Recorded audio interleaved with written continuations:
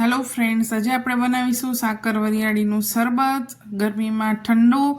એના માટે આપણે 1 ટેબલ સ્પૂન જેટલી વરિયાળી મીન્સ હાફ પીસેલી છે અને 1 ટેબલ સ્પૂન જેટલી સાકર છે। અહીંયા તમે આ સાકર પણ લઈ શકો છો, ખડી સાકર પણ લઈ શકો છો। હવે એને આપણે 3 થી 4 કલાક માટે થોડું પાણી એડ કરી અને પલાળી દેવાની છે। ફ્રેન્ડ્સ, ગરમીમાં તમે પાણીની બદલે વરિયાળી સાકરનું પાણી પીશો તો ગરમીમાં લૂ નહીં લાગે। હવે તમે આને જોઈ શકો છો 3-4 કલાક પછી વરિયાળી સરસ પલળી ગયેલી છે અને આપણી સાકર પણ ઓલમોસ્ટ ઓગળી ગયેલી છે। હવે એક વાસણમાં આપણે બંને વસ્તુ મિક્સ કરીને લઈ લેશું।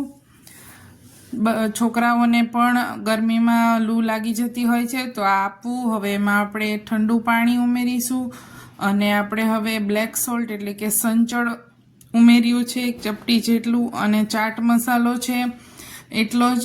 એની જગ્યાએ તમે જલજીરા પાવડર પણ લઈ શકો છો।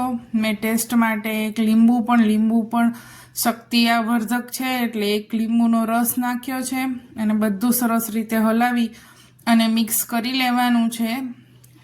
જો આ જગ્યાએ તમને એવું લાગે કે હજુ થોડી વધારે ગળ્યું જોઈએ છે તો તમે એ પ્રમાણે થોડી વધારે સાકર પલાળી શકો છો અથવા તો તમે સાકરનો પાવડર ક્રશ કરીને પણ રાખી શકો છો।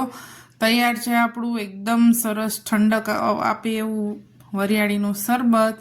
હવે આને આપણે ગળી લઈશું એક વાસણમાં અને પછી પીવા માટે બિલકુલ રેડી છે। તરત જ તમે એને પી શકો છો। અગર વધારે ઠંડુ જોઈએ તો આમાં આઈસ ક્યુબ્સ પણ તમે એડ કરી શકો છો।